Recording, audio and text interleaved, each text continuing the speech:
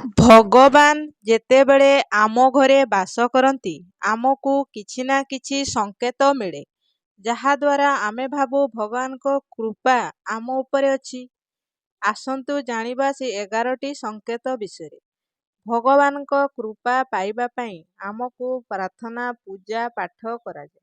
ଭଗବାନ ଆଗରେ ଆମେ ଦୀପଦାନ କରୁ, କାହିଁକି ନା ଆମକୁ ସବୁ ବିପଦରୁ ରକ୍ଷା କରିବା ପାଇଁ। ବେଳେବେଳେ ଏମିତି କିଛି ଜିନିଷ ବା ସଂକେତରୁ ଆମେ ଭଗବାନଙ୍କ ଉପସ୍ଥିତିକୁ ଜାଣିପାରୁ। ବ୍ରହ୍ମ ମୁହୂର୍ତ୍ତରେ ଆପଣଙ୍କର ନିଦ ଭାଙ୍ଗିବା ଏକ ଭଲ ଅଭ୍ୟାସ, କାରଣ ଏହି ବ୍ରହ୍ମ ମୁହୂର୍ତ୍ତରେ ସକାରାତ୍ମକ ଶକ୍ତି ବଢ଼ିବାକୁ ଲାଗେ। ଏହି ମୁହୂର୍ତ୍ତରେ ଆପଣ ଯାହା ଇଚ୍ଛା କରିବେ ତାହା ପୂରଣ ହେବ, କାରଣ ଏହି ବ୍ରହ୍ମ ମୁହୂର୍ତ୍ତରେ ଦେବାଦେବୀମାନେ ଧରାପୃଷ୍ଠରେ ଅବତରଣ କରିଥାନ୍ତି।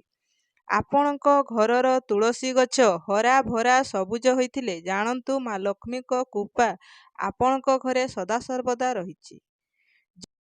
ଆପଣଙ୍କ ଘରକୁ ଯଦି ପ୍ରତିଦିନ ପଶୁ କିମ୍ବା ପକ୍ଷୀ ଖାଇବାକୁ ଆସୁଛନ୍ତି, ଯେପରି ପାରା, ଗାଈ, ଏହା ବହୁତ ଭଲ ସଂକେତ। ଲକ୍ଷ୍ମୀଙ୍କ କୃପା ସଦାସର୍ବଦା ଆପଣଙ୍କ ଘରେ ରହିଛି।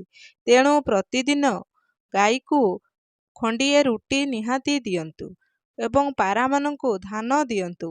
ବ୍ରହ୍ମ ମୁହୂର୍ତ୍ତରେ ଆପଣ ଯଦି ଶଙ୍ଖ, ମନ୍ଦିରର ଘଣ୍ଟି କିମ୍ବା ପୂଜାପାଠ ଶୁଣୁଛନ୍ତି, ଏହା ବହୁତ ଭଲ।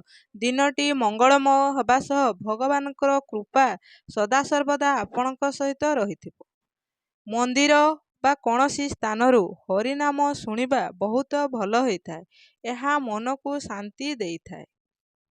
ପୂଜା କରିବା ସମୟରେ କୌଣସି ଭିକ୍ଷୁକ ବା ପଶୁପକ୍ଷୀ ଆପଣଙ୍କ ଘରକୁ ଆସିଲେ ତାଙ୍କୁ ଭିକ୍ଷାଦାନ ଦିଅନ୍ତୁ ଏବଂ ପଶୁପକ୍ଷୀମାନଙ୍କୁ ଖାଇବାକୁ ଦିଅନ୍ତୁ। ପୂଜା କରିବା ସମୟରେ ଠାକୁରଙ୍କ ମଥାରୁ ଫୁଲ ଖସିବା ଏକ ଭଲ ସଂକେତ। ଘରେ ଯେତେବେଳେ ଆପଣ ପୂଜା କରୁଛନ୍ତି, ସେତେବେଳେ କୌଣସି ବ୍ୟକ୍ତି ଆପଣଙ୍କୁ ଡାକିଲେ ବା କୌଣସି ଲୋକ ଆପଣଙ୍କୁ ଖାଇବାକୁ କିଛି ମାଗିଲେ ତାଙ୍କୁ ଆପଣ କିଛି ଖାଦ୍ୟ ପଦାର୍ଥ ଦିଅନ୍ତୁ।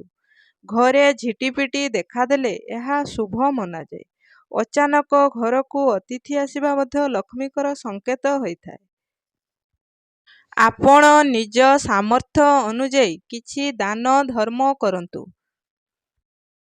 ଭିଡ଼ିଓଟି ଭଲ ଲାଗିଲେ ଭିଡ଼ିଓଟିକୁ ଗୋଟେ ଲାଇକ୍ କରି ଚ୍ୟାନେଲଟିକୁ ସବସ୍କ୍ରାଇବ୍ କରିଦେବେ ଏବଂ କମେଣ୍ଟରେ ଜୟ ମା ଲକ୍ଷ୍ମୀ ନିଶ୍ଚୟ ଲେଖିବେ।